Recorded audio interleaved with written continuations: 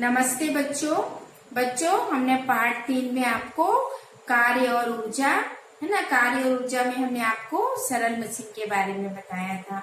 तो सरल मशीन क्या है बच्चों? किसी भी कार्य को हम आसानी से या सरल रूप से करने से जिस यंत्र का हम प्रयोग करते हैं उसे हम सरल मशीन कहते हैं ना। जैसे अभी बच्चों देखो कैंची हुआ है ना, कैंची है तो हम कैंची से अपना एक्टिविटी बना सकते हैं। तो अपने एक्टिविटी के लिए अगर आपके पास कैंची नहीं है तो आप एक्टिविटी नहीं बना सकते हैं। तो आपके एक्टिविटी को सरल बनाने में किस यंत्र का उपयोग किया आपने? कैंची का। तो इसमें हमने क्या पढ़ा था? और भी सरल मशीन कितनी 6 प्रकार की होती है ना। तो उसमें हमने घिरनी के बारे में पढ़ा था, फिर पेज के बारे में पढ़ा था, फनी के बारे में पढ़ा था और उसके बाद अनंत ताल के बारे में पढ़ा था हमने, है ना। तो अभी हम क्या पढ़ेंगे? उत्तोलक के बारे में। ये भी हमारे सरल मशीन का एक उदाहरण है। तो उत्तोलक क्या है बच्चों? उत्तोलक यानी लीवर। ये 3 प्रकार के होते हैं लीवर। तो अभी हम फर्स्ट प्रकार के लीवर में, प्रथम श्रेणी के लीवर में क्या आता है, द्वितीय श्रेणी के लीवर में क्या आता है और तृतीय श्रेणी के लीवर में क्या आता है। लीवर यानी उत्तोलक। तो अभी हम अपने वीडियो में देखेंगे चलो कि उत्तोलक क्या है।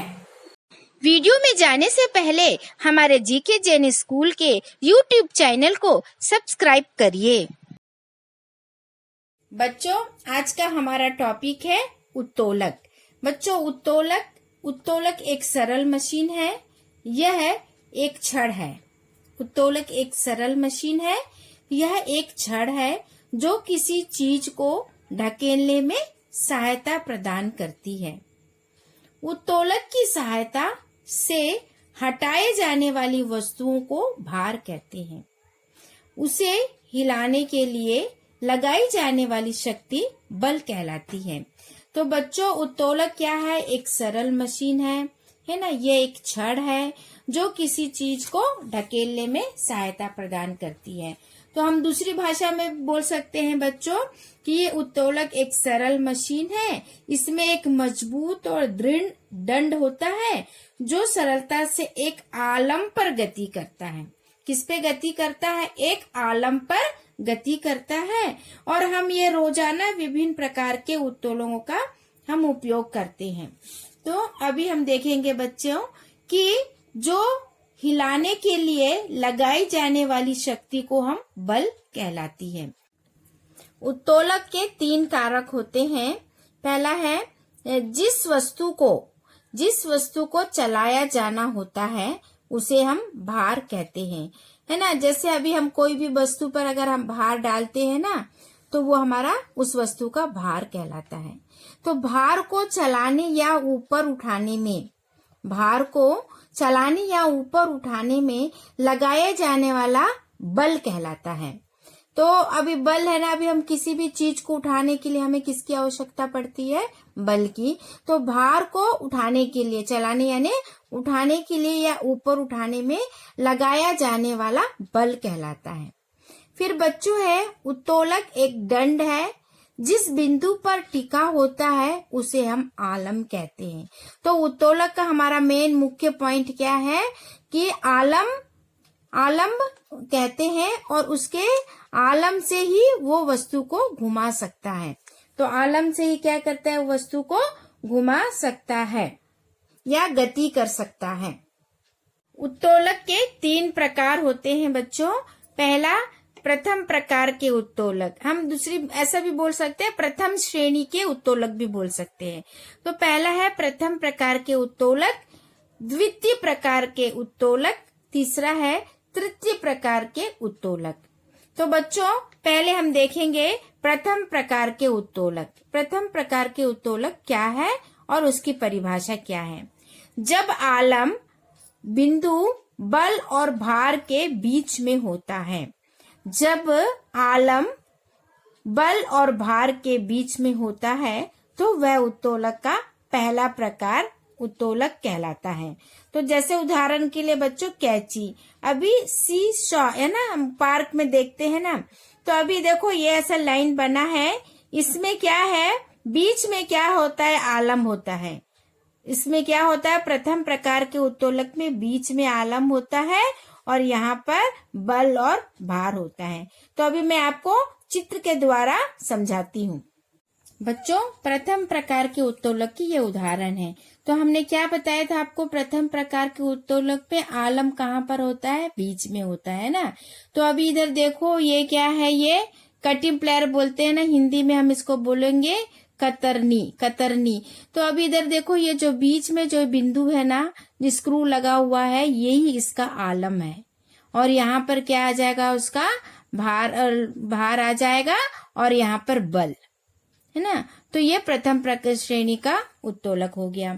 इसके बाद ये भी प्रथम श्रेणी का है। अब ये जो बीच में है ना, ये क्या है, आलम है इसका, और यहाँ पर इसका क्या आ जाएगा, भार आ जाएगा, और यहाँ पर इसका बल हो जाएगा। हम काटते हैं ना, अभी तराजू है, देखो इसमें ये क्या है, यहाँ पे बीच में क्या है, ये आलम है, और इस साइड दोनों जगह क्या है, बल है, और एक जगह भार है। फिर अभी तीसरे में अभी देखो, आपने देखा है ना, ये जो हम पकड़ते हैं ना, गरम बर्तन पकड़ने के लिए हम इसका उपयोग करते हैं ना, इसको हम बोलते हैं सड़सी, है ना। तो ये क्या है बच्चों, इसमें भी देखो, ये बीच में क्या है, आलम है, और यहाँ पर हमने क्या पकड़ा है, वस्तु पकड़ा है ना। तो यहाँ पे ये क्या है, भार है, और यहाँ पर हमने बल लगाया। अभी नेक्स्ट इधर देखो बच्चों, ये है ना, बड़े वस्तुओं को उठाने के लिए हम बोलते हैं ना, क्रोबार बोलते हैं ना। तो अभी देखो, यहाँ पर ये जो हाथ से पकड़ रहा है, यहाँ पे बल लगा रहा है, और यहाँ पर क्या कर रहा है, उसके वो वस्तु रखा हुआ है। तो वस्तु रखा है, और इसके बीच में जो क्या आ जाएगा, आलम आ जाएगा। तो बच्चों, आपको समझ में आया प्रथम प्रकार के उत्तोलक। बच्चों, अभी हमने प्रथम प्रकार के उत्तोलक पढ़ा था ना बच्चों। तो ये प्रथम प्रकार के उत्तोलक का कैंची हमने आपको उदाहरण बताया था ना। तो ये जो बीच का जो पॉइंट है ना बच्चों, ये आलम है, और इसमें हम जो पकड़ रहे हैं ना, इसमें बल लग रहा है, और यहाँ पर क्या वस्तु हम रख के काटेंगे ना, तो यहाँ पे क्या हो जाएगा, इसका भार हो जाएगा। तो अभी जैसे अभी हमने इसको काट रहे हैं ना, इसको अभी हम काटेंगे, तो इधर देखो, है ना। तो ये जो कटना वाला भाग क्या हो गया, ये हमारा क्या हो गया, भार है, और यहाँ पर हमने बीच में क्या आलम है, और जो हम इसमें भार लगा रहे हैं ना, बल लगा रहे हैं ना, तो ये हमारा बल हो गया। तो बच्चों, समझ में आया। बच्चों, अभी हम क्या पढ़ेंगे, दूसरा है द्वितीय प्रकार के उत्तोलक, है ना। अभी हमने पहले क्या पढ़ा था, हाँ, प्रथम प्रकार के उत्तोलक। तो इसमें द्वितीय प्रकार के उत्तोलक में क्या होता है, जब भार और बल के बीच में होता है। किसके बीच में होता है, भार, आलम और बल के बीच में होता है, तब यह द्वितीय प्रकार का उत्तोलक कहलाता है। तो देखो बच्चों, ये चित्र में आपको दिखाई दे रहा है ना, यहाँ पे बल है, यहाँ पे क्या भार है, यहाँ पे क्या आलम है। तो उत्तोलक का हमने बताया ना कि आलम ही मेन पॉइंट है ना, आलम से ही वस्तु को हम गति करते हैं। तो अभी जब भार और क्या होता है, आलम के बीच में क्या होता है, बल होता है। जब भार, आलम और बल के बीच में होता है, तब वे द्वितीय प्रकार का उत्तोलक कहलाता है। तो बच्चों, ये आपको समझ में आया होगा। तो इसका उदाहरण है एक पहिए वाला ठेला, सरोता आदि। तो अभी हम चित्र में देखते हैं और कौन कौन से उदाहरण हैं। अभी हमने द्वितीय प्रकार के उत्तोलक का उदाहरण पढ़े हैं ना। तो ये क्या है, हमारा एक व्हील वाली, एक पहिए वाली गाड़ी है, और ये हम जूस की बोतल खोलते हैं ना, उसको हम बोलते हैं ना, ओपनर बोलते हैं ना। इसके बाद ये हमारा सरोता है। तो बच्चों, इसमें क्या होता है, आलम कहाँ पर होता है, ये साइड में होता है आलम, है ना। तो इसमें हमने आपको बताया था ना, भार और आलम बल के बीच में होता है। तो ये क्या हो गया, यहाँ पे लोड यानी क्या हो जाएगा आपको, यहाँ पे भार है उसका, है ना। यहाँ पे क्या है, बल लगा रहे हैं, यहाँ से बल लगा रहे हैं, यहाँ पे भार है, और यहाँ पर आलम है। तो बच्चों, ये आपको समझ में आया। नेक्स्ट है हमारा ये सरोता, देख रहे हैं ना। तो अभी दो हाथ से पकड़ के इसका फर्स्ट हमें पॉइंट देखना है, आलम कहाँ पर है। आलम कहाँ पर है, यहाँ पे ये कोने पे आलम है, और यहाँ पे बल लग रहा है, और बीच में क्या है, भार है। तो बच्चों आपको समझ में आया द्वितीय प्रकार के उत्तोलक का उदाहरण। अभी है तीसरा है तृतीय प्रकार के उत्तोलक। तृतीय प्रकार के उत्तोलक में क्या होता है, जब बल आलम और भार के बीच में होता है। जब बल आलम और भार के बीच में होता है तब ये तृतीय प्रकार का उत्तोलक कहलाता है। तो उदाहरण के लिए मछली पकड़ने की छड़े, हॉकी आपने देखा ना, हॉकी स्टिक, झाड़ू आप घर में रोज देखते हैं, झाड़ू, चिमटा, स्टेपलर आदि। तो बच्चों इसमें हमें ये चित्र में देख के पहले समझना है कि इसमें उत्तोलक में मेन क्या है, आलम कहाँ होना चाहिए। तो यहाँ पे क्या है, फर्स्ट में क्या होता है, आलम है, उसके बाद क्या है, बल है, उसके बाद क्या है, भार है ना। तो हमने क्या बताया आपको, है ना, बल आलम और भार के बीच में होता है। तो चलो अभी हम इसका चित्र देखते हैं। हमारे तृतीय प्रकार का उत्तोलक के उदाहरण है, जैसे कुल्हाड़ी हुआ, है ना, ये हाथ से भार उठा रहा है, चिमटी हुआ, चाकू हुआ। तो हमने आपको तृतीय प्रकार के उत्तोलक में क्या बताया था, बल आलम और भार के बीच में होता है। बल आलम भार के बीच में होता है। तो अभी इधर देखो, अभी ये चाकू है ना, यहाँ पे जिस नोक से कट रही है इसका ये आलम हो गया, ये वस्तु हो गया, भार हो गया, और यहाँ से ये बल लगा रहे हैं। तो आपको ये समझ में आया बच्चों। जैसे अभी हाथ है, हाथ के ऊपर इसने वेट रखा है, लोड रखा है, यानी भार रखा है, और इसका यहाँ पर ये क्या है, मेन पॉइंट क्या है, इसका आलम है, और उसके बाद यहाँ से वो बल लगा रहा है, ये उसका भार है, यहाँ से बल लगा रहा है। तो बच्चों इसका मैं एक उदाहरण स्टेपलर के द्वारा मैं आपको बताना चाहती हूँ। बच्चों हमने आपको उत्तोलक में, तृतीय प्रकार के उत्तोलक में स्टेपलर का हमने आपको उदाहरण बताया था ना।